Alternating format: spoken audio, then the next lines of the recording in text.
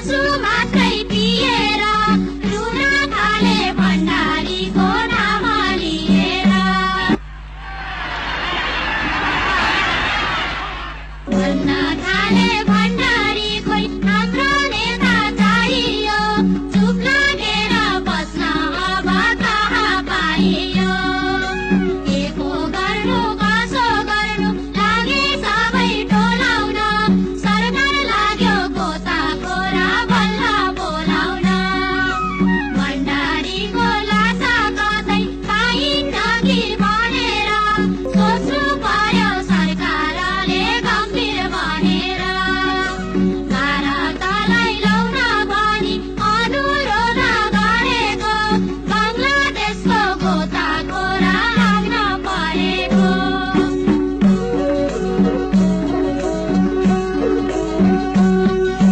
सरकार पनि यति बेला रणभूमिमा परेको एकजनाको अनिल आयोग गठन गरेको पाँचजनाको ओली आयोग एमालेले बनायो सरकारमाथि अविश्वासको सङ्केत जनायो सरकार र एमालेको कर्तव्य चाहिँ सकियो त्यसैमाथि पद्मरत्न आयोग थपियो जीवराजको सब हेर्नलाई सबै उत्सुक बताके काठमाडौँको रङ्गशाला ल्याइयो 4 गते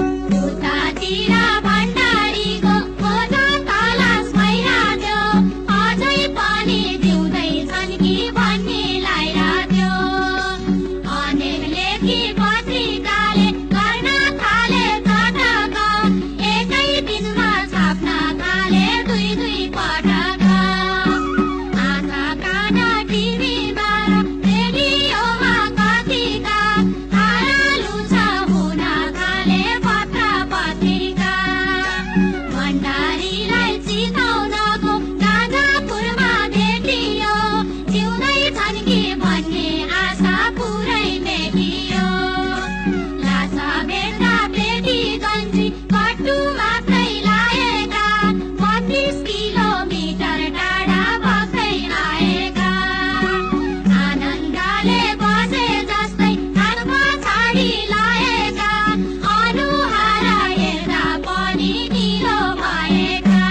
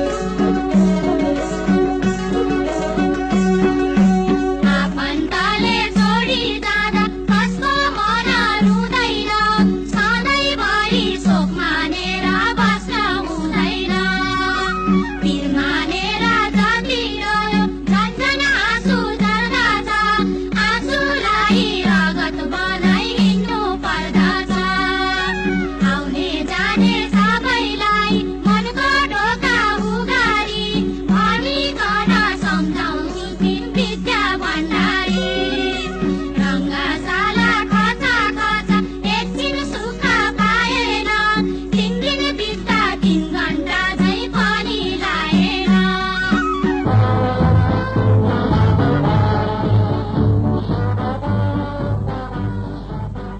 3 दिन 3 रात घुइँचो लाग्यो आँसु झारी झारी 8 गते सब यात्राको भयो तयारी जङ्गी बाजा अघि लागे ठुलो सम्मान दिएर विशाल जुलुस पछि लाग्यो झण्डा लिएर दुईटा नेता दायाँ बायाँ मोटरमा राखेर सबै यात्रा सुरु भयो लस्कर लागेर त्रिपुरेश्वर हसन हुँदै रत्न पार्का भएर बागबजारको पार्टी अफिस छेउमा गएर नारा लाउँदै हाम्रा नेता अमर रहून् भनेर एकछिन सबै चुप्प लागे तस्बिर बनेर मानिसको ओइरो दियो पहिले पशुपतिमा जुलुस फेरि अघि बढ्यो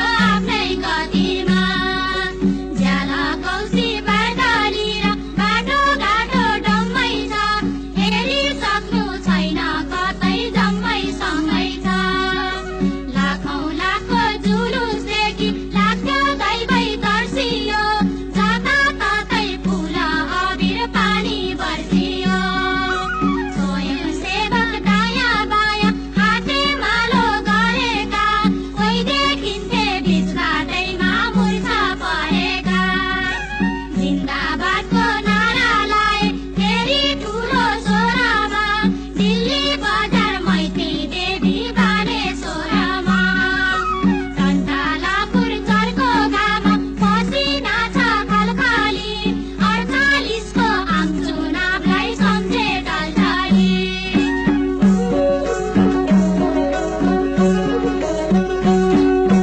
वनकालीका दादर भागे वीरले राज्य जमायो थाहै पाउन मुस्किल कसले कसलाई समायो रुखा हाँगाबाट हेर्दा पनि देख्ने ठाउँ छैन बागमतीको पानी मानी टेक्ने ठाउँ छैन यसको सम्मान पाउने भए देउतै चोला फेर्दा हुन् पार्वती र शिवले नि पाए हेर्दा हुन् आर्यगढमा पुग्नै मुस्किल दाह संस्कार गर्नलाई यति ठुलो भिड लाग्दैन सक्यो छर्नलाई शुक्रबार 8 गते जेठा 50 सालमा सुताइयो सब लगी परमानालमा कोहीको मन भागवतमा कोहीको मन गीतामा भण्डारी र आश्रितलाई राखे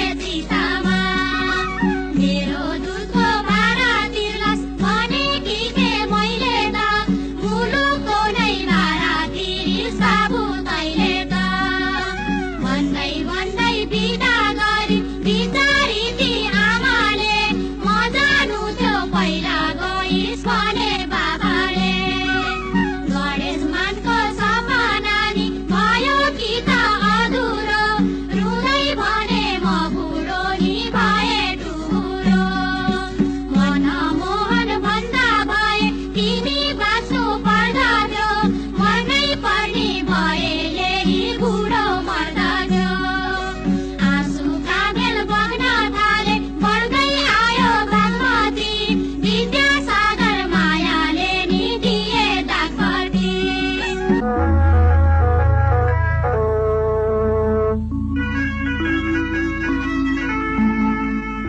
गयां पितृपेणं अनादिनी धनुर्देव संगचर गदाधरं पितृगायां प्रतिगृह्यताम्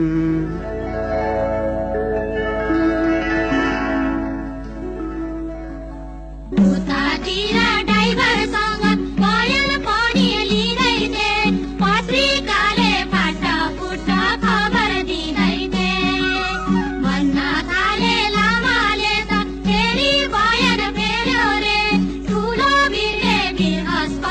पानी घेर्यो रे बयान लिन कहिले अनिल कहिले ओली गए रे काठमाडौँ कहिले चितवनी कैलाए रे कोही भन्छन् बयानमा जडीबुरा चुहाए हल्ला चल्यो अस्पतालमा के खुवाए नढाँटेर भन्देऊ न त अमर लामा ड्राइभर थियो कि त महलमा बस्ने रहर छाड्नु पर्छ एक दिन त नचाहिँदो खाएको आइसी हो कि तिमीले पाएको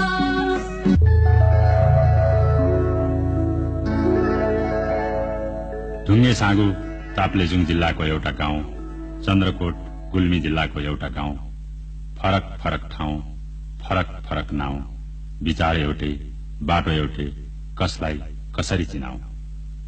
प्रजातन्त्रको गर्वसँगै 2001 सालमा जन्मिएका जीवराज आश्रित, प्रजातन्त्रको काखमा 2009 सालमा जन्मिएका मदन कुमार भण्डारी, सानैदेखि तीखो बुद्धि र संघर्षशील स्वभाव भएका जीवराज आश्रित 12 वर्षको उमेरदेखि नै वामपन्थी राजनीतिमा झुकाव राख्न थाल्छन्। 7 वर्षको उमेरमा नै 10 महिनामा चण्डी कण्ठाग्र पारी सबैलाई चकित पार्छन् मदन कुमार भण्डारी।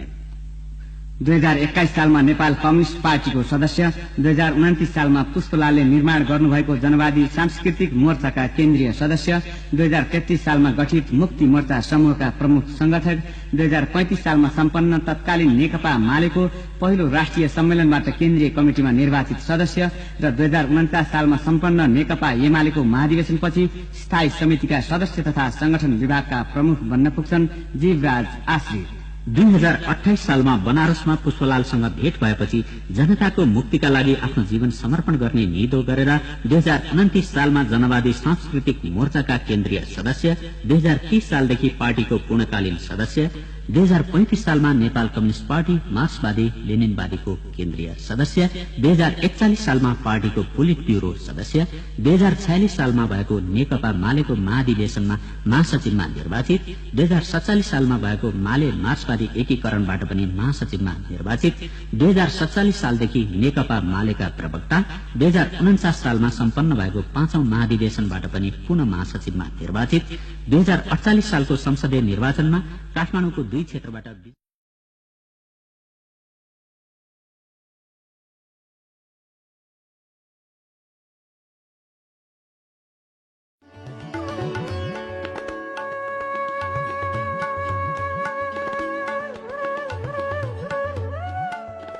मदन भण्डारी बाँचेको भए आज उहाँको 65औं जन्मदिन मनाइने थियो। तर चितवनको दासढुङ्गामा 2050 साल जेठ 3 गते रहस्यमय जीव दुर्घटनामा परि मदन भण्डारीको निधन भयो। आफ्नो प्रभावशाली व्यक्तित्व, राजनीतिक सक्रियता, देशभक्ति र स्पष्ट विचारले मदन भण्डारीलाई नेपालको राजनीतिमा अविस्मरणीय बनाएको छ। मदन भण्डारीका भाषणलाई आज पनि धेरैले सम्झन्छन्। संस्कृत भाषाको दखल, विचारको स्पष्टता, अकाट्य तर्क र अरूका तर्कको सम्मान उहाँको भाषणका विशेषता हुन्। उहाँका यिनै विशेषता भरिएका भाषणले बहुदलीय जनवादलाई नेपाली समाजमा स्थापित गर्यो र नेपालका कम्युनिस्टलाई प्रजातान्त्रिक प्रक्रियामा समावेश र स्थापित गरायो। मदन भण्डारीको 65औं जन्मजयन्तीका अवसरमा प्रस्तुत छन् स्वर्गीय मदन भण्डारीका महत्वपूर्ण भाषणहरूको संगालो, मदनका भाषणहरू।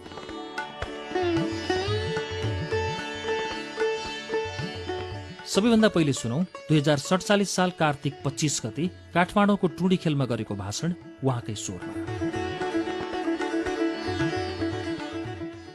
वास्तवमा यो प्रजातन्त्रको नाममा निरङ्कुश तन्त्र लादियो भन्ने कुरालाई अभिव्यक्त गर्दै वा त्यसको विरुद्ध सङ्घर्ष गर्नको निम्ति जनताले सडकमा उत्रिएर रगत पनि बगाउनु पर्यो। र हामी सबैलाई थाहा छ कि जनताले मागेको प्रजातन्त्र भनेको राजा बिनाको प्रजातन्त्र थियो। तर परिणाम के भयो? परिणाम के भयो भने राजा सहितको प्रजातन्त्र भयो। यो वास्तवमा कसैलाई चित्त बुझ्यो कि बुझेन, अथवा कसैले यसलाई ठिक ठान्यो कि ठानेन भन्ने व्यक्तिगत अथवा मनस्थितिमा यसको जवाब खोज्नु भन्दा पनि मुलुकको अहिलेको शक्ति सन्तुलनको स्थिति के रहेको छ भन्ने कुराको विश्लेषण गर्नु नै यसको एउटा सही जवाब अथवा यसप्रतिको सही मान्यता हुन सक्छ। स्वाभाविक हो कि राजा सहितको प्रजातन्त्र जो एउटा सम्झौता र सहमतिको रूपमा हिजो आन्दोलनको बेलामा पछिल्लो अवधिमा पनि अभिव्यक्त भएको थियो र त्यसैलाई संस्थागत गर्ने क्रममा यो संविधान आएको छ। त यसमा जसरी साथीहरूले व्यक्त गरिसक्नु भएको छ, मुख्य कुराहरू भनेको सार्वभौम सत्ता जनताको हातमा आउने कुरा हो। यो इतिहासमा पहिलो पटक हो, नेपालको इतिहासमा जनताले सार्वभौम सत्ताको मालिक बनेको योभन्दा अगाडि कहिले पनि थिएन। त्यो चाहे 7 सालमा बन्दुक उठाएर राणातन्त्र विरोधी संघर्ष गरेको बेलाको कुरा होस् या त्यसपछिका अरू अवधिको कुरा होस्, त जनताको हातमा सार्वभौम सत्ता आएको थिएन। अहिलेको संघर्षले जनतालाई सार्वभौम सत्ताको मालिक बनाएको छ र अघि जस्तो झलनाथ कमरेडले उल्लेख गर्नुभयो, मौलिक अधिकारहरू, अरू प्रजातान्त्रिक अधिकारहरू यसमा संस्थागत गरिएका छन्। अब यो परिस्थितिमा यस्तो संविधानका यी निश्चित धाराहरू, निश्चित कुराहरूलाई लिएर हामी कसरी अघि बढ्छौं त? हामीले आफ्नो पार्टीको धारणालाई, यो संविधानलाई हामी आलोचनात्मक समर्थन गर्छौं भनेर अभिव्यक्त गरेका छौं। आलोचनात्मक समर्थन गर्छौं भन्दाखेरि हाम्रो मुख्य भनाइ के हो? हाम्रो भनाइ के हो भने यो संविधानमा जुन प्रजातान्त्रिक अधिकारका प्रावधानहरू राखिएको छ तिनीहरूलाई हार्दिक रूपमा समर्थन गर्नुपर्छ र तिनीहरूलाई प्रयोग गर्दै अगाडि बढ्नुपर्छ। दोस्रो, यो संविधानमा केही यस्ता धाराहरू राखिएका छन् जो उपयुक्त छैनन्, जस्तो धर्मको सवालमा, जातिको सवालमा, भाषाको सवालमा र अन्य सवालहरूमा। ती कुराहरूलाई विरोध गर्नुपर्छ। र तेस्रो कुरा, त्यसभित्र हामीले केही सवालहरूमा मौनता पनि साधेका छौं। त्यो मौनता साधेका कुराहरू के हुन्? ती मौनता साधेका कुराहरू मेरो विचारमा तिनीहरू राजाको सम्मान, राजालाई दिएका भौतिक सुविधाहरू र राजासँग गरिएका अधिकारको सहभागिताका कुराहरू हुन्। ती कुराहरूलाई हामी मौन रहेर अथवा हामी पर्खिनेर हेर्ने पक्षमा छौं। पर्खिनेर हेर्ने भनेको के? पर्खिनेर हेर्ने भनेको के हो भने वास्तवमा ती अधिकारहरूको प्रयोग कसरी हुन्छ? ती अधिकारहरूको प्रयोग जनतालाई सर्वशक्तिमान मान्दै, जनताका प्रतिनिधिहरूलाई सर्वशक्तिमान मान्दै, संविधानमा जुन प्रजातान्त्रिक अधिकारहरू जनतालाई प्रदान गरिएको छ त्यसलाई आदर र सम्मान गर्दै त्यसभित्र रहेर राजाले प्रयोग गर्ने हुन् कि अथवा त्यसलाई उल्लङ्घन गरेर प्रयोग गर्ने हुन्, यो कुरालाई हेर्न बाँकी छ। त्यसो भएको हुनाले संविधानका केही निश्चित धाराहरूलाई समर्थन गर्ने, केही निश्चितलाई विरोध गर्ने र केही निश्चित कुराहरूलाई हामी अहिले पर्खिनेर हेर्ने पक्षमा छौं। अब मलाई यस्तो लागिरहेको छ कि जस्तो 30 वर्षसम्म दरबारले, निरङ्कुश राजतन्त्रले जनता र राष्ट्रलाई शोषण र उत्पीडन गरेको हुनाले, दमन र अत्याचार गरेको हुनाले आज जनताहरू प्रजातन्त्रको सवाललाई उठाउँदा, जनताको समृद्धिको सवाललाई उठाउँदा, राष्ट्रिय स्वतन्त्रताको सवाललाई उठाउँदा दरबारले गरेका नकारात्मक कुराहरूलाई यदि आलोचना र टिप्पणी गरिन्छ भने जनताले हार्दिकतापूर्वक समर्थन गर्छन्। तर यो स्थिति हुँदाहुँदै पनि आज जसरी संविधान राजा सहितको प्रजातन्त्र रहने यो एउटा सम्झौता र समझदारीमा अब राजा पनि रहनेछन् र हामीले प्रजातान्त्रिक अधिकारलाई पनि प्रयोग गर्दै अघि बढ्नुपर्छ भन्ने विचार राखिरहेको बेला यहाँहरूलाई धेरै कन्फ्युजन हुन सक्छ, यहाँहरूलाई धेरै भ्रम हुन सक्छ कि वास्तवमा राजा रहिरहे भने जनता र राष्ट्रको उन्नति कसरी होला, प्रगति कसरी होला। त म सायद मैले भनेका कुराहरूमा यहाँहरूका धेरै टिप्पणी हुन सक्छन्। टिप्पणी हुनुको बावजुद पनि एउटा राजनीतिक पार्टीले आफ्ना विचारहरूलाई सुस्पष्ट रूपमा राख्नुपर्छ र त्यसप्रतिका टीका टिप्पणीहरूलाई माग्नुपर्छ। हामी नम्रतापूर्वक यहाँहरूसँग हाम्रो पार्टीले अघि सारेका विचारहरूप्रतिका टीका टिप्पणीहरू पठाउनुहोस्, हाम्रो आलोचना गर्नुहोस् भन्ने कुरा म यहाँहरूलाई हार्दिकतापूर्वक अनुरोध र आह्वान गर्छु। र मैले राख्न चाहेको कुरा के हो भने मुलुकको समृद्धि र प्रगतिको कुरा, राष्ट्रको उन्नति र प्रगतिको कुरा केवल राजा रहने र नरहने कुरामा निर्भर छैन। निर्भर केमा छ त? निर्भर केमा छ भने यो मुलुकमा शोषण गर्दै आएको सामन्तवादलाई समूल नष्ट गर्नु पर्यो। यो मुलुकमा शोषण र उत्पीडन गर्दै आएको दलाल नोकरशाही पुँजीवादलाई समाप्त पार्नु पर्यो र यो मुलुकलाई र यसको राष्ट्रिय अस्मितालाई जहिले सुकै पनि गिद्ध दृष्टिले हेर्दै आएको साम्राज्यवाद र एकाधिकार पुँजीवादको शोषण उत्पीडनलाई समाप्त पार्नु पर्यो। यस्तो भयो भने मात्र यो मुलुकमा आमूल परिवर्तन हुन सक्छ। यस्तो भयो भने मात्र यो मुलुकको प्रगति र समृद्धिको ग्यारेन्टी हुन सक्छ। त्यसो भएको हुनाले मूल कुरा सामन्तवादलाई उच्छेद गर्नु हो, मूल कुरा दलाल नोकरशाही पुँजीवादलाई उच्छेद गर्नु हो र साम्राज्यवादका शोषण उत्पीडनलाई उच्छेद गर्नु हो। त्यो उच्छेद गर्नको निम्ति नै नेपाली जनताहरू लामो समयदेखि बडो सङ्घर्षको अभियानमा लागिरहेका छन्, राजनीतिक आन्दोलनको अभियानमा लागिरहेका छन्, राष्ट्रिय स्वतन्त्रता प्राप्तिको अभियानमा लागिरहेका छन्। यो लडाई लामो लडाई हो। लामो लडाईमा हामी नथाकिकन लगातार अघि बढ्दैछौँ।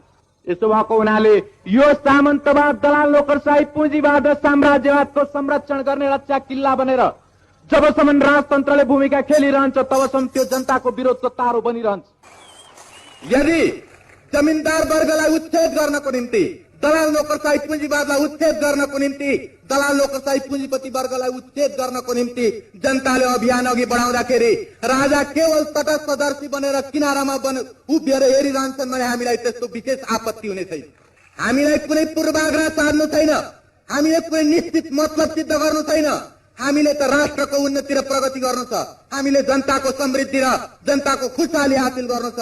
त्यो जनताको प्रगति र समृद्धि, राष्ट्रको प्रगति र समृद्धिलाई बाधा हाल्ने तत्त्व भनेको सामन्तवाद, दलाल नोकरशाही, पुँजीवाद र साम्राज्यवाद हो। त्योसँग कुनै सम्झौता हुन सक्दैन, त्योसँग कुनै समझदारी हुन सक्दैन र त्यसलाई सम्पूर्ण रूपले उखेलेर फाल्नुपर्छ। तब मात्र यो मुलुकको कायाकल्प हुन सक्छ, तब मात्र यो मुलुकको भाग्य र भविष्य सुध्रिन सक्छ। अहिले पनि नेकपा माले ठिक यही धारणा राखिरहेको छ। यहाँहरूलाई यदि हाम्रा धारणाहरू चित्त बुझेनन् भने आलोचना गर्न सक्नुहुन्छ, सुझाव दिन सक्नुहुन्छ, खण्डन मण्डन गर्न सक्नुहुन्छ।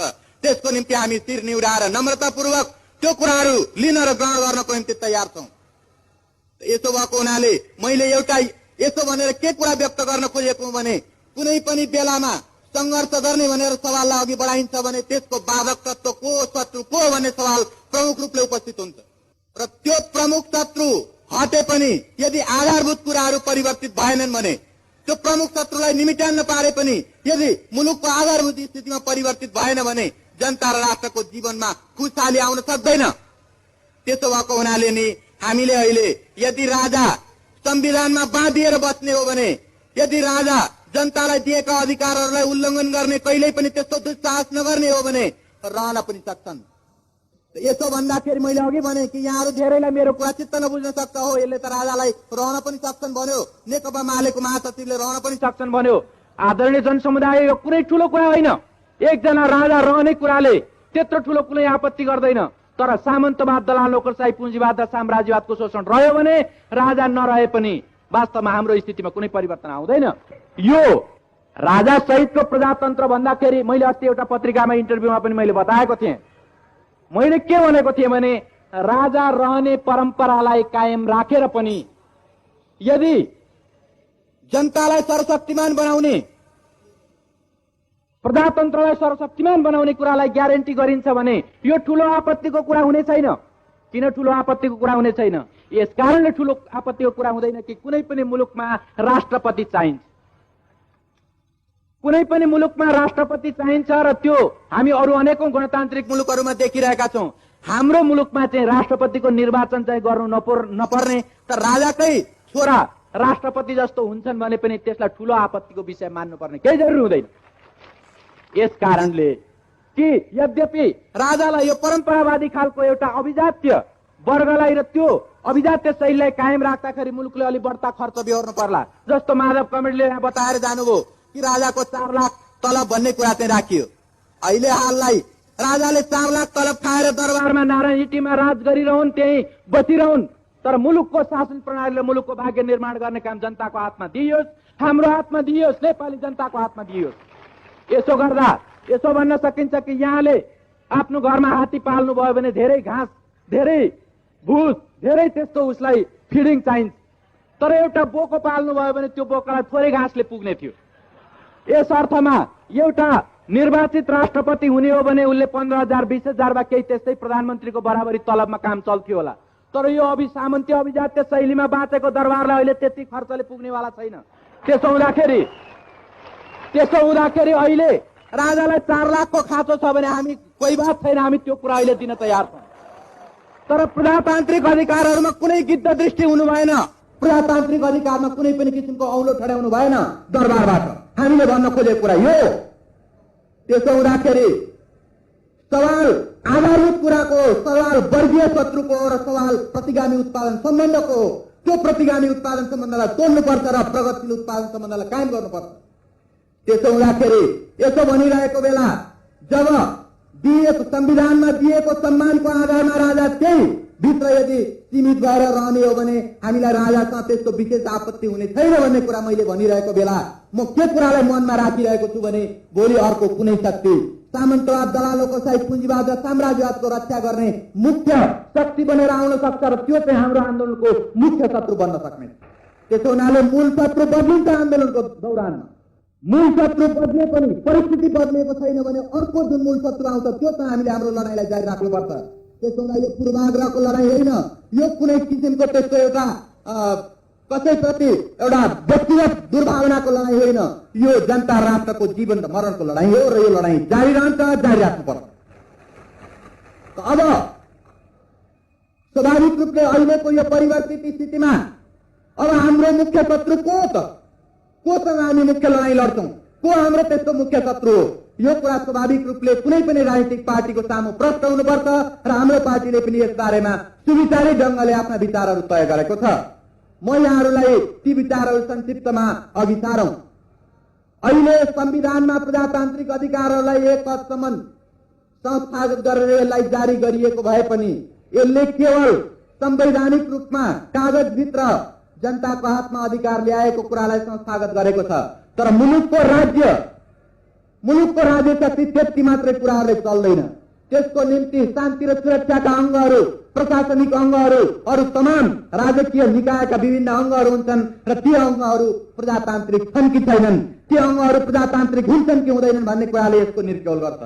त्यसो हुँदा मैले भन्न खोजेको कुरा के हो भने निरङ्कुश तन्त्र जो संवैधानिक रूपमा पनि सबभन्दा माथि रहेको थियो, त्यो संवैधानिक रूपमा त्यो निरङ्कुश तन्त्रलाई समाप्त गरिएको छ र त्यसलाई तल झारिएको छ। तर अब निरङ्कुश तन्त्र बाँकी छ प्रशासनिक यन्त्रहरूमा, निरङ्कुश तन्त्र बाँकी छ सुरक्षा, शान्ति र सुरक्षाका अङ्गहरूमा अथवा राज्य सत्ताका बाँकी निकायहरूमा। निरङ्कुश तन्त्रको अवशेष, निरङ्कुश तन्त्रका संस्कार बोकेका तत्त्वहरू अहिले पनि बाँकी छन्। त्यो हुन्छ कि हुँदैन? त्यसलाई प्रजातान्त्रिक परिवर्तन गर्न सकिँदै सकिँदैन, तिनीहरूलाई प्रजातान्त्रिकरण गर्न सकिँदै सकिँदैन भन्ने कुरा हाम्रो लडाइँलाई, प्रजातन्त्रको विजयलाई कायम राख्न सकिँदै सकिँदैन वा अघि बढाउन सकिँदै सकिँदैन भन्ने सवालसँग गाँसिएको सवाल हो। त्यसो भएको हुनाले अहिले पनि नेपालको प्रजातान्त्रिक आन्दोलनको दुश्मन निरङ्कुश तन्त्र हो। त्यो निरङ्कुश तन्त्र आजसम्म राजाको नेतृत्वमा, दरबारको नेतृत्वमा संगठित हुँदै आएको छ र त्यही निरङ्कुशतावादी संस्कारले ओतप्रोत भएर प्रशिक्षित भएर त्यो मुलुकको चारैतिर त्यो हावी भएको छ, सबै ठाउँमा त्यो हावी भएको छ।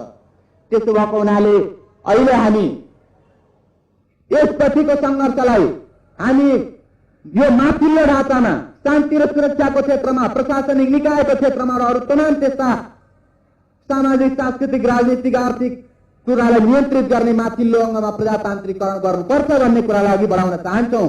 त्यसभित्र सुधार गरिनुपर्छ, परिवर्तन गरिनुपर्छ भन्ने कुरालाई हामी अघि बढाउन चाहन्छौँ। यहाँहरूलाई थाहै छ कि जस्तो अस्ति अनेकौं पटक र हिजो अस्ति भर्खरै पनि यो अन्तिम अनुमोदन संविधानमाथि मन्त्रीमण्डलले अन्तिम अनुमोदन गरेर राजाकोमा पठाइसकेपछि पनि कमान्डर इन चिफले एउटा टोलीलाई लिएर प्रधानमन्त्रीकोमा गएर दबाब दिएका थिए अरे भन्ने हामीले सुन्यौं।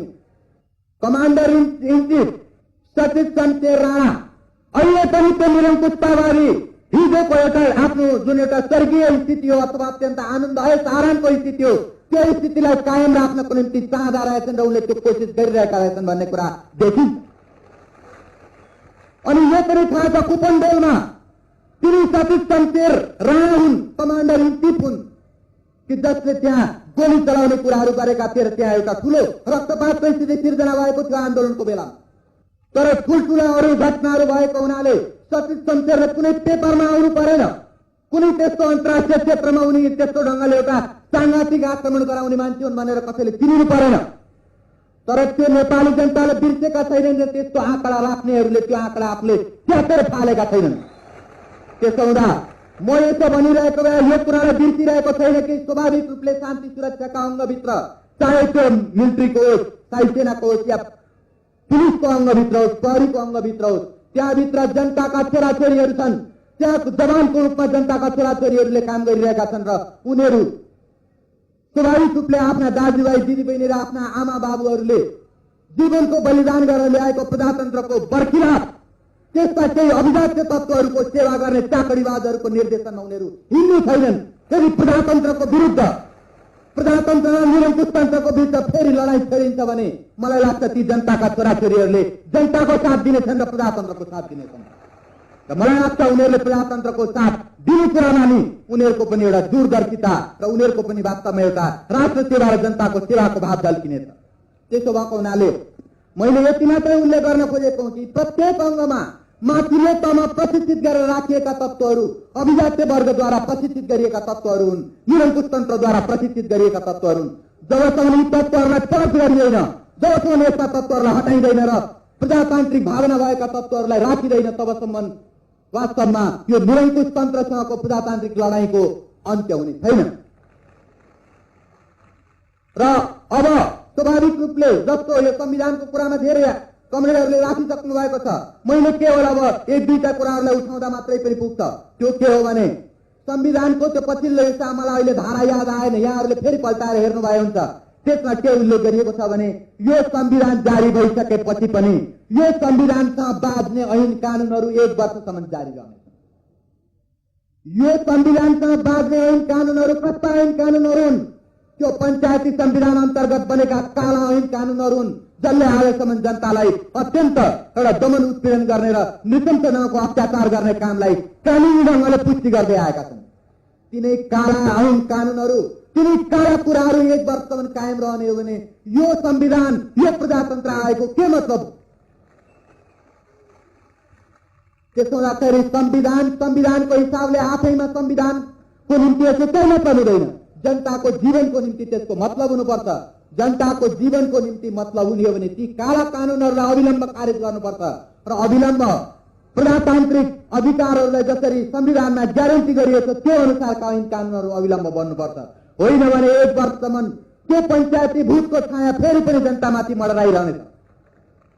त्यसो हुँदाखेरि यस्ता खालका कुराहरू हुनु यसो पर्थ्यो कि यो संविधान जारी हुने बित्तिकै यो संविधानसँग बाँध्ने ऐन कानूनहरू बाँधिएको हदसम्म स्वतः निष्क्रिय हुनेछन्, स्वतः खारिज हुनेछन् भनेर भन्नु पर्थ्यो र यस्तो ढङ्गले भन्नुपर्छ भनेर हामीले आफ्ना विचारहरू पठाएका हुन्।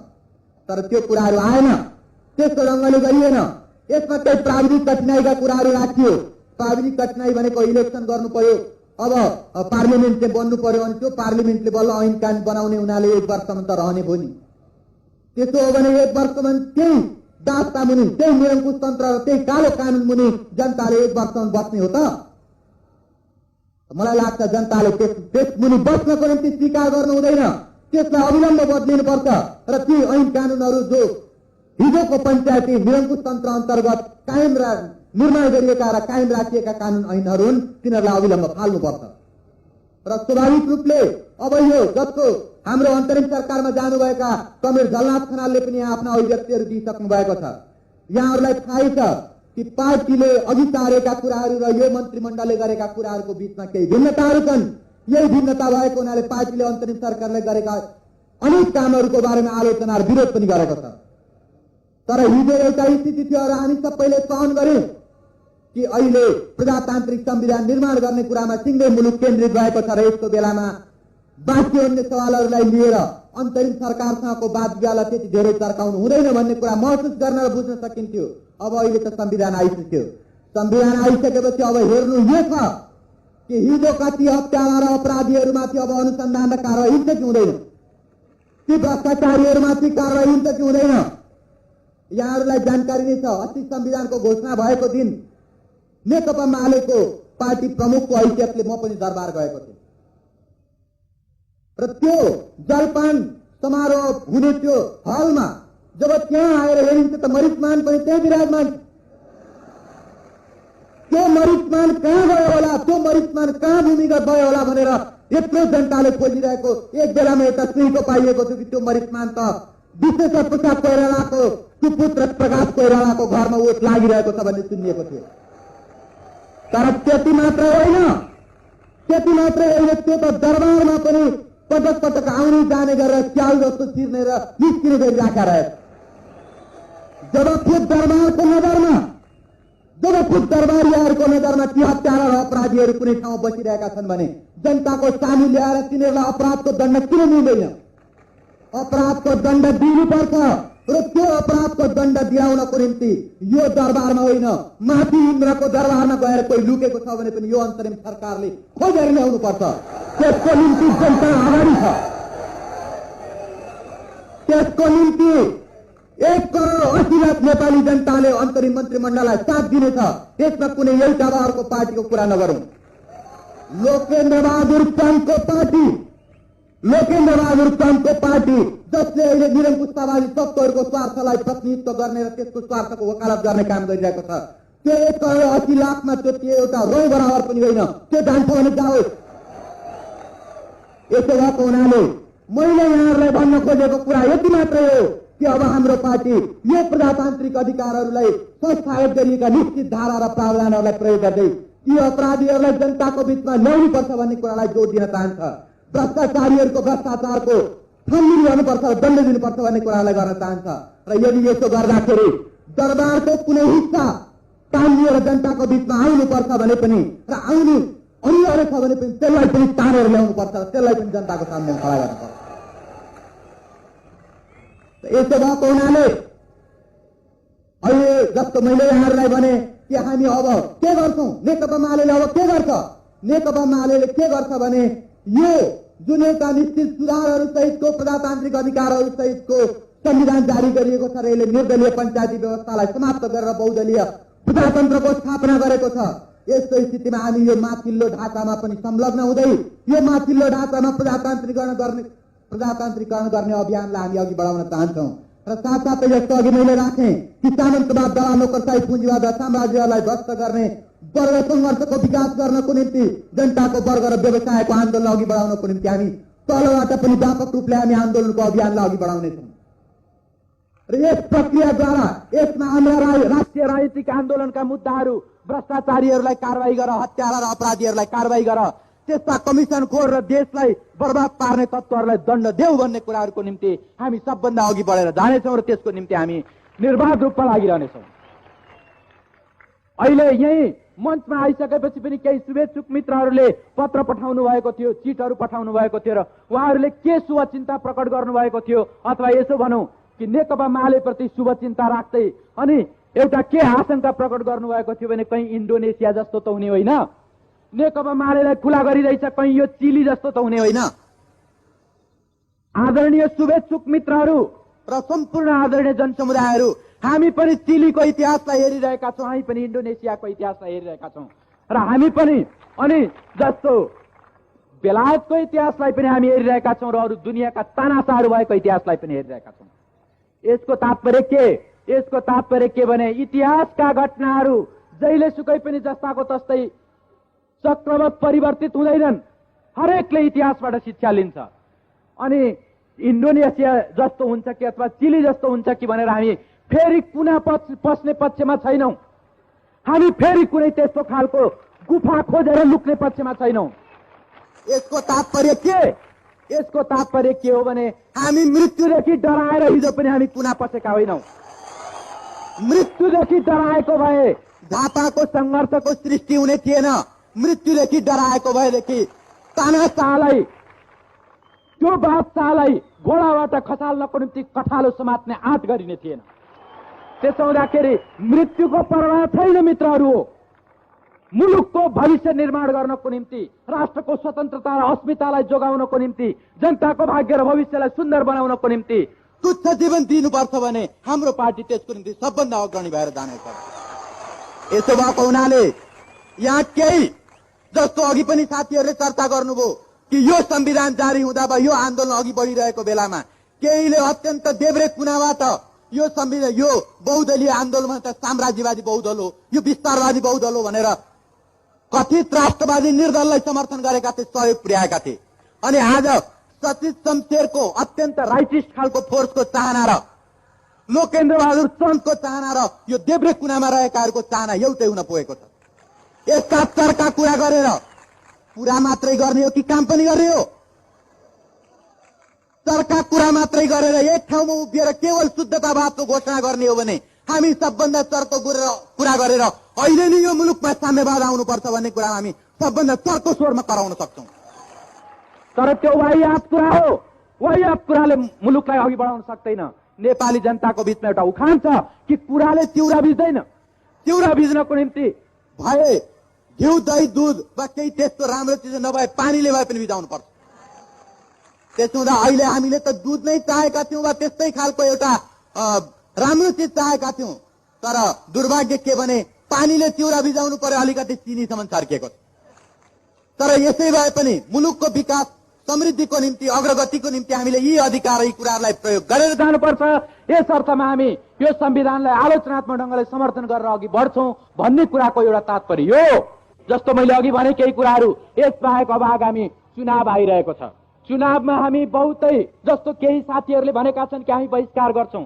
स्वतन्त्र हुनुहुन्छ यहाँहरू, किनारामा उभिएर लडाई भइरहेको बेला किनारामा उभिएर थपडी लाउन तपाईहरु स्वतन्त्र हुनुहुन्छ। तर हामी चाहिँ जुन बेला सामाजिक संघर्ष जुन ढंगले मुलुकमा चलिरहेको छ त्यो सामाजिक संघर्षको केन्द्रभाग भएर हामी अघि बढ्न चाहन्छौं। नेकपा माले केन्द्रभाग भएर अघि बढ्न चाहन्छ। यसको तात्पर्य के? यसको तात्पर्य के हो भने जब मुलुकमा संसदीय चुनावको एउटा ठूलो माहौल सृष्टि हुनेछ, त्यही भित्रबाट त्यो संसदीय चुनावमा अथवा त्यो चुनावी आन्दोलनमा संलग्न भएर नि हामी आफ्ना विचार धारणाहरूलाई हामी अघि बढाउनेछौँ। र यसो भन्दाखेरि हामी त्यो परिवर्तनको आमूल परिवर्तनको कुरालाई हामीले बिर्सिरहेका छैनौं, बरु यसरी सम्झिरहेका छौं। कसरी भने अब यो संविधान निर्माण गर्ने कुरा राजाको हातबाट आइसक्यो यहाँ तल। अहिले यो राजाले अस्ति घोषणा गर्दाखेरि जसरी आफ्नो एउटा भाषा प्रयोग गरेका छन्, त्यो भाषा के छ भने 7 सालको प्रजातन्त्र ल्याउँदाखेरि पनि र त्यस यताको प्रजातान्त्रिक विकासको क्रममा जे जति राजनीतिक व्यवस्था अपनायो त्यो सबै जनताको चाहना र सहयोगबाट भएको ढाँट कुरा हो यो। तर यो ढाँट कुरा भए पनि राजाको भनाइ हो, हाम्रो भनाइ होइन। त्यसो भने यो राजाले दिएको प्रजातन्त्र जो 30 वर्षसम्म जनतामाथि एउटा जनताको छातीमाथि दाल दल्ने काम गर्दै आयो, त्यो जनताको चाहना हो त? निश्चय पनि जनताको चाहना होइन। तर त्यसरी भने तापनि त्यो राजाको घोषणा, राजाले घोषणा गरिएका अनेकौं फेयर स्टेहरूको एउटा हारको पातो मात्रै बन्नेछ, त्यो संविधानको अंग हुने छैन र हुन पाउने छैन। त्यसो भएको हुनाले मैले भन्न खोजेको सरकारवाला विषय के हो भने अब संविधान बनाउने संशोधन गर्ने अधिकार जनताको हातमा आयो। यो संविधानले त्यो ग्यारेन्टी गरेको छ। ग्यारेन्टी कसरी गरेको छ? ग्यारेन्टी कसरी गरेको छ भने संविधानमा संशोधन गर्नको निम्ति 2/3 बहुमत ल्याउनु पर्छ। 2/3 बहुमत भयो भने संविधानमा संशोधन गर्न सकिन्छ भनेर भनिएको छ। अब यसमा यहाँहरूलाई थाहै छ कि हामीले कुनै पनि राजनीतिक शक्ति, कुनै पनि संस्था अपरिवर्तनीय हुन सक्दैन भन्ने कुरा हामीले राखेका थियौं। थुप्रै वादविवाद भयो। थुप्रै वादविवाद हुने क्रममा त्यही एउटा सवाललाई लिएर अरू थुप्रै कुराहरूलाई अगाडि सार्दै नेपाली कांग्रेसका नेताहरूले त्यो आयोगले बनाएको संविधान परिवर्तन गर्नै पर्छ भनेर आउनुभयो। त्यो परिवर्तन गर्दा जे खुँडे भएको छ, जे अप्ठ्यारो आएको छ, त्यसको जिम्मेदारी त नेपाली कांग्रेसले लिनै पर्छ। नेपाली कांग्रेसले जवाबदेही बेहोर्नै पर्छ। खैर यो अर्को कुरा भयो। मैले भन्न खोजेको कुरा के हो भने राजालाई अथवा राजतन्त्रलाई घाम जुन रहेसम्म शाश्वत बनाउनु पर्छ भनेर जुन किटानी साथ लेख्न खोजिएको थियो त्यो कुरा पनि हुन सकेन। अनि हामीले त्यसलाई परिवर्तन गर्नुपर्छ भनेर जुन राख्न खोजेका थियौं किटानी साथ, त्यो पनि हुन सकेन। भएको के छ त? भएको के छ भने यो प्रस्तावनाको भावना विपरीत नहुने गरी संविधानमा संशोधन गर्न सकिनेछ। प्रस्तावनाको भावना के हो त? प्रस्तावना राज्य शक्तिको स्रोत बनेको जनता हो र जनता मात्र हो भन्ने कुरा त्यसले संस्थागत गरेको छ। र त्यस्तै त्यहाँ बहुदलीय प्रजातन्त्र, मानव अधिकार, स्वतन्त्र न्यायपालिकाको कुरा, संसदीय प्रणालीको कुरा, बालिग मताधिकारका कुराहरू त्यसभित्र संस्थागत गरिएका छन्। अनि त्यसभित्र संवैधानिक राजतन्त्र पनि छ। यस्तो स्थितिमा मैले यहाँ अहिले यो कुरा उद्घोषित गरिहाल्दा धेरैलाई के लाग्न सक्छ भने संविधान संशोधनका यस्ता यस्ता कुराहरूलाई अघि सारेर नेकपा माले फेरि वातावरणलाई बिथोल्ने कोसिस गर्यो भन्ने लाग्न सक्छ। तर राजनीतिमा ढाँट्नु हुँदैन। हामी ठिक छ, प्रस्तावनाको भावना विपरीत नहुने गरी हामीले संशोधन गर्नु पर्यो भने पनि केवल यो मुलुकमा राजा रहनेछन् भन्ने कुरालाई मात्रै बाँकी राखेर बाँकी तमाम यो सुविधा र भौतिक अरू शेयर गर्ने जे कुराहरू छन् त्यो चिजलाई हामी हेरफेर गर्न सक्छौँ। यसो भएको हुनाले मैले भन्न खोजेको सवाल के हो भने यो संविधानमा अनेकौं दोषहरू छन्, त्रुटिहरू छन्, आलोचना गर्नुपर्ने कुराहरू छन्। बावजुद त्यसको त्यो चिजको निम्ति हामी संवैधानिक प्रक्रियाबाट जान सक्छौँ। र संवैधानिक प्रक्रियाबाट जान सक्छौँ भन्नुको तात्पर्य संसदमा बहुमत ल्याएर हामी त्यसलाई संशोधन गर्न सक्छौँ। संशोधन गर्न सक्ने एउटा गुन्जाइस छ। र यदि त्यसरी जानको निम्ति बाटोमा अवरोध खडा गरियो भने, त्यसरी जानको निम्ति रचनात्मक ढंगले प्रतिस्पर्धा गर्न नसकेर अनि अर्को कुनै ढंगसाथमा बाटो यदि कसैले अवलम्बन गर्छ भने त्यसको निम्ति हामी पनि तयार छौँ र तयार हुनुपर्छ। यो के अनुचित भयो? धेरैले हामीलाई भनेका छन् कि यो संसदमुखी हुँदै गयो। बिल्कुल हामी संसदमुखीतिर, संसदकै मुखतिर जाँदैछौँ। हामी संसदको मुखतिर गएर अनि त्यहाँभित्रका पनि चान्सहरूलाई, त्यहाँभित्रका पनि अवसरहरूलाई प्रयोग गर्दै हामी आमूल परिवर्तनको निम्ति शक्ति सञ्चय गर्ने र प्रतिगामी शक्तिहरूलाई कतिसम्म ताच्न र पातलो बनाउन सकिन्छ त्यस्तो कुराहरू गर्नको निम्ति हामी अघि बढिरहेका छौँ। यसो भएको हुनाले जब मैले यहाँ संसदको बारेमा चर्चा गरेँ, हाम्रो पार्टीले के सोचेको छ भने अहिले पनि हामी निरङ्कुश तन्त्र, प्रतिगामी र पुनरुत्थानवादी तत्त्वहरूको विरुद्ध र त्यसका समर्थक प्रवृत्तिको विरुद्ध प्रजातान्त्रिक एकता गर्न तयार छौँ। हामी चुनावमा त्यो ढङ्गले प्रजातान्त्रिक एकता कायम गरेर जान तयार छौँ। तर यो कुनै कमजोरीको कारणले होइन। म यो मञ्चबाट नेकपा मालेको मूल्याङ्कनको रूपमा यदि यहाँहरूलाई घमण्ड पनि लाग्न सक्छ, यहाँहरूमध्ये कतिलाई यो एउटा गर्वोक्ति पनि लाग्न सक्छ, त्यस्तो हुँदाहुँदै पनि म आफ्नो मूल्याङ्कन राख्न चाहन्छु। हामी देशको 75 जिल्लामा र अहिले यो संविधानले तोकेको 205वटै सिटमा हामी सम्मानपूर्ण ढङ्गले हामी एक उम्मेद्वार उठाउन सक्छौँ र सम्मानपूर्ण मत ल्याउन सक्छौँ। यो कुनै सामान्य बहुमतको सवाल होइन। यो सामान्य बहुमत मात्र नेकपा माले ल्याउँछ कि ल्याउँदैन भन्ने सवाल होइन। हामी यदि वास्तवमा निष्पक्ष, धाँधली रहित र त्यस्तो खालको कुनै पनि प्रतिगामी षड्यन्त्र बेगर स्वतन्त्र रूपले चुनाव गराइन्छ भने नेकपा माले 205 सिटमा पनि आँट गर्न सक्छ। एकातिर स्थिति यस्तो छ, यस्तो स्थिति हुँदाहुँदै पनि हामी प्रजातान्त्रिक एकता गरेर जान तयार छौँ। जोगमेर श्रेष्ठले जित्ने सम्भावना छ भने हामी त्यहाँ कुनै नेपाली काङ्ग्रेसको पुरानो योद्धालाई छोडिदिन तयार छौँ। तर त्यस्तै नेपाली काङ्ग्रेसले पनि नेकपा मालेको कुनै अर्को योद्धालाई छोडिदिनको निम्ति तयार हुनुपर्छ। अनि नेपाली काङ्ग्रेस तयार हुँदैन भने के गरिस् मङ्गलले आफ्नै ढङ्गले त्यो तपाईँहरूले आफै फैसला गर्नु। र यसपछि मैले भनिरहनु नपर्ने कुरा हो कि हामी वामपन्थी शक्तिहरू एकजुट भएर जान पनि चाहन्छौँ र हाम्रो पार्टीले यो 5औं केन्द्रीय बैठकबाट ठोस रूपमा एउटा प्रस्ताव अघि सारेको छ कि हामी पार्टी एकता गर्ने पक्षमा छौँ। पार्टी एकता गर्ने पक्षमा छौँ भन्दाखेरि मैले आफ्नै मुखबाट भन्नाले नेकपा मालेका कुनै नेता कार्यकर्ताले आफ्नै मुखबाट यसो भन्नु बढ्ता ठानिन सक्छ। तर पनि विचारहरू राख्नै पर्ने हुनाले म यहाँहरू समक्ष राख्छु कि नेकपा मालेले अब गुट स्वार्थको पक्ष पोषण गर्नुपर्ने केही जरुरी छैन। किन जरुरी छैन? यस कारणले जरुरी छैन कि मार्क्सवादीको तुलनामा अब कसरी विकसित हुने हो भने हाम्रो अगाडि कुनै समस्या छैन। मसालको तुलनामा अब कसरी अघि बढ्ने हो भने कुनै समस्या छैन। हामीले त धरहरामा चढेर हेर्नुपर्छ कि साथीहरू कहाँ छन्। यस्तो स्थिति भएको हुनाले यो कुनै गुट स्वार्थको निम्ति हामीले पार्टी एकताको प्रस्ताव राखेका होइनौँ। हामी वास्तवमा लेफ्ट मुभमेन्टलाई, यो वामपन्थी आन्दोलनलाई जेन्युन ढङ्गले युनाइट गर्नुपर्छ भन्ने भावना बोध भएको हुनाले हामी त्यो ढङ्गले पार्टी एकता गर्न चाहिरहेका छौँ। अनि अर्को पनि एउटा समस्या छ। त्यो के भने पहिला आयोगले संविधानको मस्यौदा गर्दाखेरि 5% मत ल्याउनेले मात्रै राष्ट्रिय पार्टीको दर्जा पाउने कुरा थियो। निलाम्बरजीले त्यसलाई घटाएर 3% पार्नुभयो। निलाम्बरजीलाई आँट होला कि मानन्दरको समूहले 3% त ल्याउँछ, तर त्यो उहाँहरूको आँट मात्रै हो, तर 3% पनि आउनेवाला छैन। हाम्रो अगाडि 3% कसरी ल्याउने हो भने कुनै समस्या छैन। त यो स्थितिमा हामी कुनै 3% पाउनको निम्ति पनि एकता गर्न खोजेको होइन। हामी कुनै आफ्नो गुटको अस्तित्वलाई जोगाउनको निम्ति पनि हामीले एकता गर्न खोजेको होइन। हामीले एकता गर्न खोजेको वामपन्थी आन्दोलनलाई सुन्दर ढङ्गले, त्यसको स्वतन्त्र ढङ्गले र प्रजातान्त्रिक ढङ्गले एकजुट गर्नको निम्ति हामीले प्रस्ताव अघि सार्ने कुराहरू फैसला गरेका छौँ। र हामीले त्यो कुरा अघि सारिरहेको बेलामा हामीले अहिले मलाई डिटेलमा सबै याद छैन, भोलि पर्सि त्यो प्रस्ताव बाहिर आउँदा यहाँहरूले हेर्नुहोला। सम्झेका कुराहरू म राख्न चाहन्छु। हामीले के भनेका छौँ भने मार्क्सवाद लेनिनवादको मार्गदर्शन हर हमेसा यसलाई कायम राख्नुपर्छ। दुनियाँमा मार्क्सवाद लेनिनवादको विपक्षमा जानेहरू पनि धेरै पलायनवादीहरू र जडसूत्रवादीहरू देखिएका छन्। त्यसको विरुद्ध उभिँदै मार्क्सवाद लेनिनवादको मार्गदर्शनलाई हमेसा कायम राख्नुपर्छ। समाजवाद साम्यवादको आदर्शलाई हमेसा अनुसरण गर्नुपर्छ। अनि सामन्तवाद, दलालनोकरशाही, पुँजीवाद र साम्राज्यलाई ध्वस्त गर्ने कुरा र त्यसलाई ध्वस्त गरेर नयाँ समाज व्यवस्था, जसको नाम नयाँ जनवादी व्यवस्था हो, त्यो व्यवस्था कायम गर्ने लक्ष्यमा उभिनुपर्छ। र निरङ्कुश तन्त्रको विरुद्ध प्रजातान्त्रिक आन्दोलनलाई अघि बढाउने कुराहरूलाई निरन्तर अघि बढाउनुपर्छ। बडो सङ्घर्षको अभियानमा लाग्नुपर्छ भन्ने यी इत्यादि कुराहरूलाई हामीले एउटा आधारको रूपमा अघि सारेका छौँ।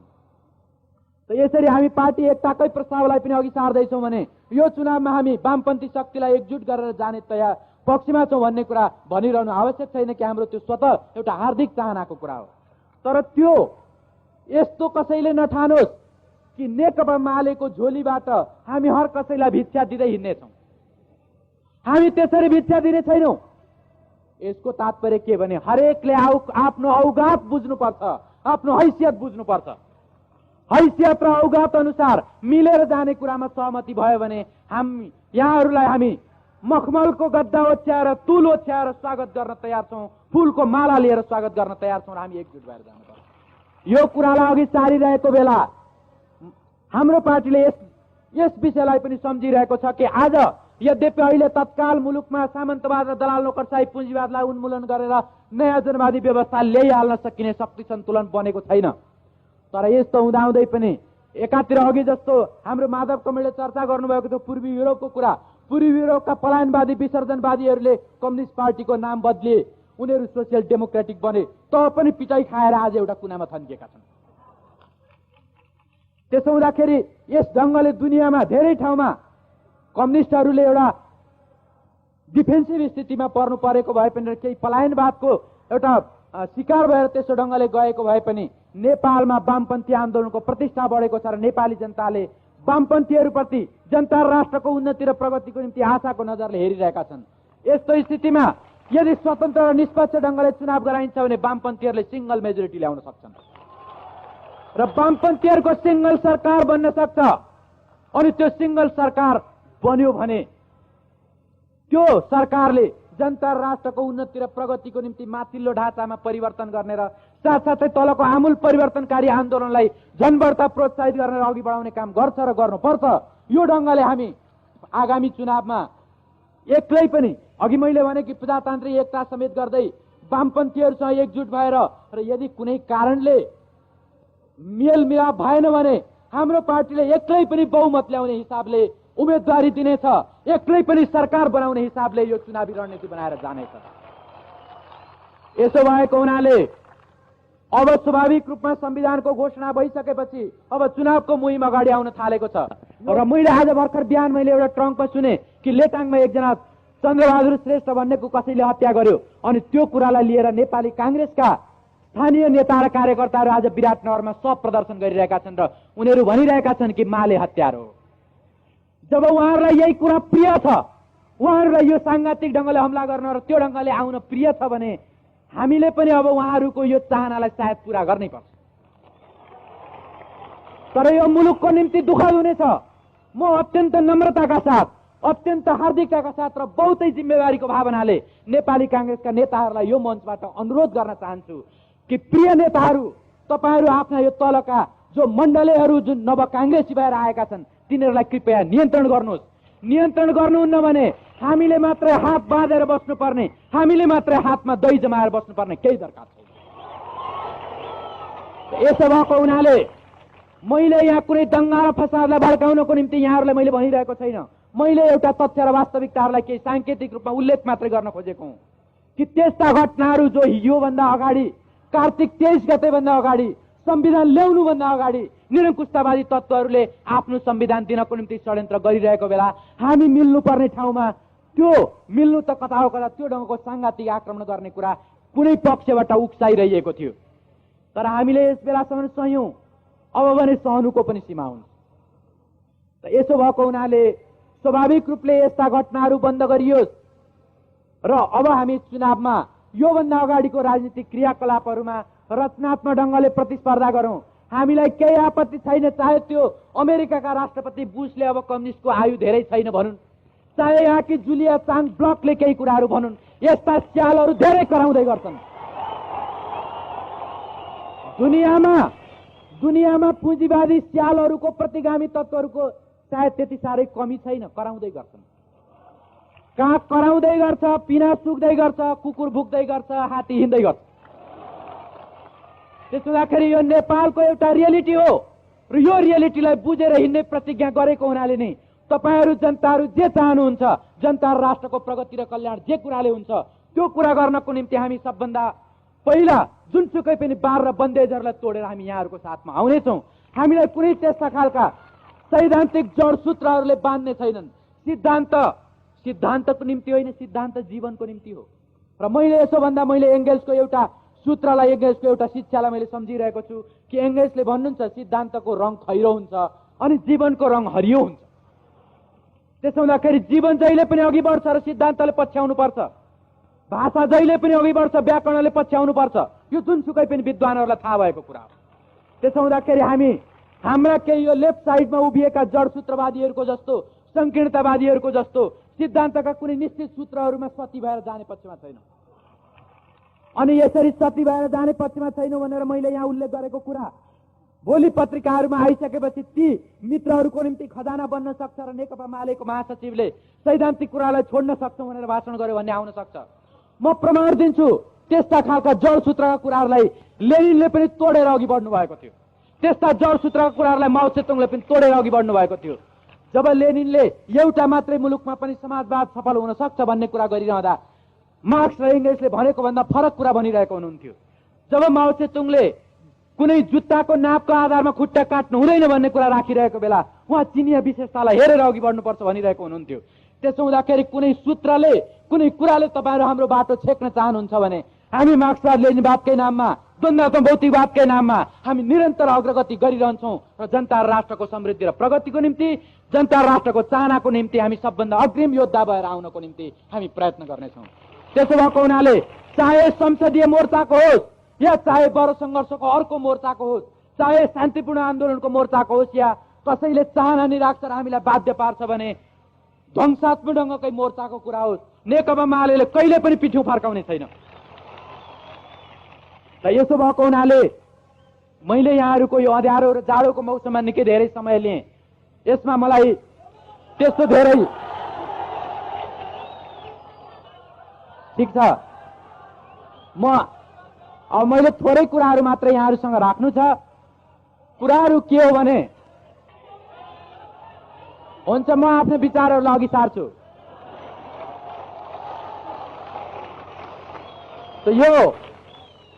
यो स्थितिमा म केही सूत्रवत ढङ्गले कि अहिले संविधानमा निरङ्कुश तन्त्रलाई परास्त गरिएको छ तर व्यवहारमा निरङ्कुश तन्त्रलाई परास्त गर्न बाँकी नै छ। त्यसो भएको हुनाले निरङ्कुश तन्त्र विरोधी प्रजातान्त्रिकरणको आन्दोलन र यो अभियानमा प्रजातान्त्रिक शक्तिहरूलाई एकजुट गरेर लगिरहनु आवश्यक छ। त्यसको पक्षमा नेकपा माले उभिरहन्छ। दोस्रो, हामीले एकताको सवाललाई कहिल्यै पनि निरपेक्ष ढङ्गले, कहिल्यै पनि त्यसलाई एकपक्षीय ढङ्गले हामी हेर्न सक्दैनौँ र एकता गरिरहेको बेला पनि यदि मित्रले, छेउमै सुतेको साथीले सँगै सुत्न त हामी तयार छौँ तर उसले खुट्टा मात्रै होइन जिउै बोकाउने कोसिस गर्छ भने हामी उसलाई खाटाबाट फालिदिन पनि तयार छौँ। त्यसो हुँदाखेरि नेपाली काङ्ग्रेसमा हामी यो प्रजातान्त्रिकरणको अभियानमा मिलेर जान तयार छौँ तर यसलाई नेपाली काङ्ग्रेसले नेकपा मालेको कमजोरी ठानेर अनि त्यस्तै दुनियाँभरिका पुँजीवादीहरूले गरेको हुइयाँलाई यहाँ पनि प्रचार गर्दै कम्युनिस्टहरू त अब 2 दिनका पाहुना हुन् भनेर व्यर्थको एउटा चिडो झगडा बोल्ने कुरा गर्छ भने नेपाली काङ्ग्रेस र नेकपा मालेको प्रतिद्वन्दिता हुनेछ र त्यो प्रतिद्वन्दितामा हामीलाई विश्वास छ कि परास्त हुने भाग्यमा नेपाली काङ्ग्रेसको लेखेको छ, विजयी हुने भाग्यमा नेकपा मालेको लेखेको छ, कम्युनिस्टहरूको लेखेको छ। यसो भएको हुनाले यसलाई नेपाली काङ्ग्रेसका नेताहरूले, नेपाली काङ्ग्रेसका मित्रहरूले गम्भीरतापूर्वक सोचिदिनुहोस्। हामी यो कुरा अनुरोध गर्न चाहन्छौँ र वाम मोर्चाभित्र पनि यहाँहरूलाई भनिरहनु पर्दैन कि अहिले नै जस्तो यही संविधानको सवालमा नेपाली काङ्ग्रेसका नेताहरू भन्दै हुनुहुन्छ दीपावली गरौँ, जलसा मनाऊ, अनि अर्कोतिर केही वाम मित्रहरू भन्दै हुनुहुन्छ कालो यो संविधान हो यसलाई जलाऊ र वाम मोर्चाभित्रका केही मित्रहरू भन्दैछन् कि यो संविधानमा आलोचना गर्नु, त्यस्तो गर्नु यो बेठिक खालको कुरा हो र हामी भन्दैछौँ कि यसलाई हामी आलोचना गर्छौँ। आलोचना गर्नुपर्ने विषयहरू छन्, त्यस्ता बुँदाहरू छन् र तिनीहरूले जनता र राष्ट्रको कल्याण गर्दैनन्। त्यसो हुँदाखेरि यसबारेमा जनतालाई अगाह गर्नुपर्छ, सचेत बनाउनुपर्छ र बाँकी लडाइँमा यी कुरालाई अघि बढाउनुपर्छ भन्ने कुरा हामी गरिरहेका छौँ। र हाम्रै जस्तो विचार राख्ने वाम समूहहरू पनि स्वाभाविक रूपले एकभन्दा बढी छन्। त यसो भएको हुनाले अब स्वाभाविक रूपले वामपन्थी आन्दोलनलाई पनि त्यो आजको रियालिटीको आधारमा, आज गर्नुपर्ने कामहरूको आधारमा सूत्रीकरण, ध्रुवीकरण गर्दै अघि बढाउने पक्षमा छौँ। र अघि मैले भने कि बडो सङ्घर्षको मोर्चामा लाग्दै यिनै प्रतिगामी तत्त्वहरूले गरेका हिजोका अपराधहरूको फैसला जनताको सामने गर्नुपर्छ र उनीहरूलाई दण्डित गर्नुपर्छ भन्ने कुराहरूलाई अघि बढाउँदै हामी आफ्नो कार्यक्रम लिएर हामी चुनावी मञ्चमा चुनावी मोर्चामा पनि हामी जाने पक्षमा छौँ र यसमा हामी एउटा व्यापक अभियानको साथमा हामी जानेछौँ। र म यहाँहरूलाई जसले वास्तवमा जनता र राष्ट्रको उन्नति र प्रगतिको निम्ति वामपन्थीहरूले खास गरिकन नेकपा मालेले अघि सारेका विचारहरू योग्यतम छन् भन्ने ठान्नुहुन्छ या न्यूनतम रूपमा पनि योग्यतम छन् भन्ने ठान्नुहुन्छ, यहाँहरूलाई म आह्वान र अनुरोध गर्छु कि तपाईँहरू जागिरे हुनुहुन्छ भने जागिरबाट 2-4 महिना बेतलबी भए पनि बिदा लिएर आफ्नो जिल्लामा फर्कनुहोस्। यहाँहरू विद्यार्थी र अन्य व्यापारी व्यवसायी हुनुहुन्छ भने पनि आफ्ना व्यापार र कारोबारहरूलाई पनि अर्को कोही वैकल्पिक आफ्नो त्यस्तो खालको साथी सहयोगीलाई राखेर यहाँहरूले जिल्ला जिल्लामा छरिनुपर्छ र प्रजातान्त्रिकरण गर्नको निम्ति अब यहाँ मात्रै राजधानीमा मात्रै र केही सचेत पंक्तिभित्र मात्रै यो कुरा गरेर हुँदैन। अब प्रजातन्त्रको लडाईँ अब त्यो गाउँ र कुना कुनाहरूमा चल्नेछ र व्यक्ति व्यक्तिमा चल्नेछ। त्यसो हुँदाखेरि त्यो व्यक्ति व्यक्तिलाई आजसम्म यो 8.5 महिनासम्म फागुन 7 गतेदेखि चलेको यो 8.5 महिनासम्मको लडाईँमा बल्ल एक स्तरको विजय प्राप्त भएको छ र यसो भन्न सकिन्छ कि औपचारिक र व्यवस्थित रूपमा पञ्चायतको त भर्खर पो अन्त्य भएको छ। पञ्चायतको अन्त्यको घोषणा राजाले वैशाख 3 गते गरेको भए पनि तर पञ्चायती संविधान जारी थियो र त्यही संविधान अन्तर्गत राजाले रुलिङ गरिरहेका थिए। त्यो पञ्चायती संविधान बल्ल अस्ति कार्तिक 23 गते समाप्त भएको छ र यो नयाँ संविधान आएको छ। बल्ल पञ्चायतलाई अन्त्य गर्ने र त्यो पञ्चायती संविधानले संस्थागत गरेको निरङ्कुश तन्त्रलाई अन्त्य गर्ने संघर्ष त बल्ल पो एक चरणमा सिद्धिएको छ। त्यसो हुँदाखेरि यो प्रजातान्त्रिकरण गर्ने अभियानलाई आम रूपले देशव्यापी रूपमा फैलाउनु पर्छ। यस बेला अरू कुनै पनि किसिमका कुराहरूको मुख नहेरौँ, अरू कुनै पनि किसिमका स्वार्थहरूको मुख नहेरौँ र हामी यो आगामी निर्वाचनमा पुरा कम्मर कसेर टोपी झिकेर र आवश्यक पर्छ भने टाउकोमा कात्रो बाँधेर हामी देशव्यापी रूपमा छर्यौं। मैले एउटा सामान्य चुनावको सवालमा यहाँहरूलाई किन यति गम्भीर शब्दहरूमा आह्वान गरिरहेको छु? यस कारणले आह्वान गरिरहेको छु कि आज यहाँ निर्वाचन निरीक्षण गर्ने अन्तर्राष्ट्रिय टोलीको रूपमा एउटा अमेरिकी टोली आएको छ। त्यो अमेरिकी टोलीमा जो मान्छेहरू छन् हामीलाई थाहा छ श्रीलङ्कामा धाँधली गर्ने त्यही टोली हो। हामीलाई थाहा छ अहिले पाकिस्तानमा धाँधली गर्ने त्यो ज्याउल हकले पक्ष पोषण गरेको व्यक्तिहरू र त्यो पार्टीलाई जिताउने त्यही टोली हो। अनि त्यही टोली यहाँ आएर पनि यो निर्वाचन निरीक्षण गर्ने कुराहरू गर्छु भनेर भन्न खोजिरहेको छ। त्यसो हुँदाखेरि यो स्वतन्त्रता र निष्पक्षताको नाममा बाहिरबाट आउने अन्तर्राष्ट्रिय टोलीहरूमा पनि हेर्नका मान्छेहरू हुन्छन्। ती कुनै बुश र थ्याचरले पठाएका मान्छेहरू हुन सक्छन् जसले वास्तवमा यहाँ वामपन्थीहरू स्वतन्त्र र प्रगतिशील तत्त्वहरूलाई जनता राष्ट्रको उन्नति र प्रगति चाहनेहरूलाई दबाउन धाँधली गर्न र हराउनको निम्ति भूमिका खेल्न आउने तत्त्वहरू हुन सक्छन्। र स्वाभाविक रूपले सम्भावना यस्तो छ कि यदि धाँधली नगर्ने हो भने, यदि षड्यन्त्र नगर्ने, तिक्रमबाजी नगर्ने हो भने अरू धेरैले स्वाभाविक रूपले जमानत त जोगाउलान् तर जित्ने आशा भने कमैको छ। यस्तो स्थिति भएको हुनाले त्यो सम्भावना छ र यो सम्भावनालाई विफल पार्ने हो भने, यो सम्भावनालाई विफल पार्नको निम्ति के काम गर्नुपर्छ? सबभन्दा पहिलो कुरो आम जनताको बीचमा, व्यक्ति व्यक्तिको बीचमा, हरेक त्यस्तो एडल्टको बीचमा पुगेर कि आजको यो कार्यक्रमको आधारमा राजनीतिक पार्टीहरूलाई चुन्ने सवालमा, कार्यक्रमको आधारमा, नीतिको आधारमा यो पार्टी त्यो पार्टी भनेर चुन्ने सवालमा बहुतै सोच विचारको साथमा फैसला गर्नु छ र यो फैसला गर्नुपर्छ भन्ने कुरा प्रत्येक एडल्टको दिमागमा हामीले पार्नुपर्छ। दोस्रो, षड्यन्त्र धाँधली हुन सक्छ, त्यसको निम्ति जनतालाई सजग बनाउनु पर्छ र कसैले लाठी बोकेर धाँधली गर्छन् भने लाठी बोकेर प्रतिवाद गर्नुपर्छ। कसैले अरू षड्यन्त्र तिक्रमबाजी गरेर त्यस्तो ढङ्गको कुरा गर्छन् भने त्यसको विरुद्ध पनि प्रतिकारको निम्ति तयारी गर्नुपर्छ। जनतालाई आम रूपमा सजग बनाउनु पर्छ र तम तयार बनाउनु पर्छ। र त्यसबाहेक स्वाभाविक रूपले हाम्रो पार्टी यस सन्दर्भमा पनि ध्यान दिइरहेको छ कि त्यस्ता साँचो अर्थमा प्रजातन्त्रको कामना राख्ने त्यस्ता अन्तर्राष्ट्रिय मित्र शक्तिहरूलाई ल्याएर अथवा त्यस्ता व्यक्तिहरूलाई ल्याएर त्यस्तो अब्जर्भेसन टोली बनाइयोस्, त्यस्तो निरीक्षण टोली बनाइयोस् र साथसाथै बाहिर पनि प्रेसराइज गर्न सकियोस् कि अब बुशको कुनै चिठीले नेपाली जनताको भाग्य र भविष्यको फैसला गर्ने स्थितिको अन्त्य होस्। अर्को कुनै पनि त्यस्तो जसले यहाँ निरङ्कुशतावादी शक्तिहरूलाई प्रोत्साहित गर्दै आएको छ त्यस्तो शक्तिको इसारामा नेपाली जनताले फेरि धोका खानु नपरोस्, यस खातिर अहिले हाम्रा जुन पार्टी कमिटीहरू छन्, जति जनवर्गीय संगठनहरू छन्, जति मित्र संगठनहरू छन्, ती संगठनहरूलाई संगठनात्मक ढंगले गरेको कामले मात्रै निर्वाचनको यो अभियान पर्याप्त हुन सक्दैन। त्यस खातिर आम जनताले आफै सजग भएर स्वकीय प्रेरणाले एउटा स्वयं सेवाको तहमा, स्वयं सेवाको आधारमा पनि छरिनुपर्छ, त्यो ढंगले जानुपर्छ र यो अभियानमा, तत्काल यो अभियानमा अत्यन्त एउटा साहस, उत्साह र दृढताका साथ लाग्दै यहाँहरू प्रजातन्त्रको रक्षाको निम्ति अघि बढ्नुहुनेछ भन्ने हाम्रो पार्टीले आशा र विश्वास लिएको छ।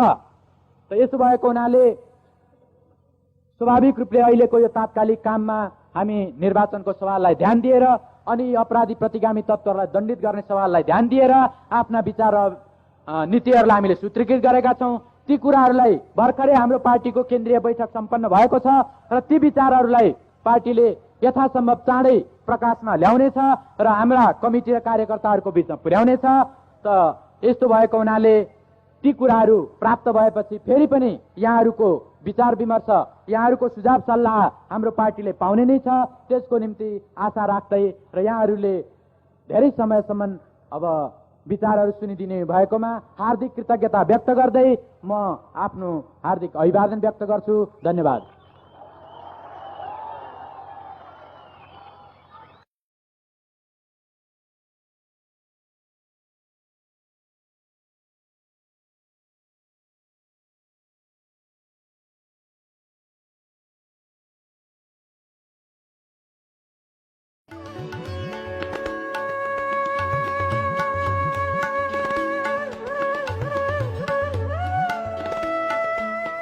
दासढुङ्गामा गाडी दुर्घटना हुनु अघि मदन भण्डारीले 2050 साल जेठ 3 गते कास्की जिल्लाको पार्टी अधिवेशनलाई सम्बोधन गर्नुभएको थियो। यो भाषण किन पनि महत्वपूर्ण छ भने यो भाषण गरेको केही घण्टा नपुग्दै उहाँ चढेको गाडी दुर्घटनामा पर्यो। सुनौ मदन भण्डारीको जीवनको अन्तिम सम्बोधन।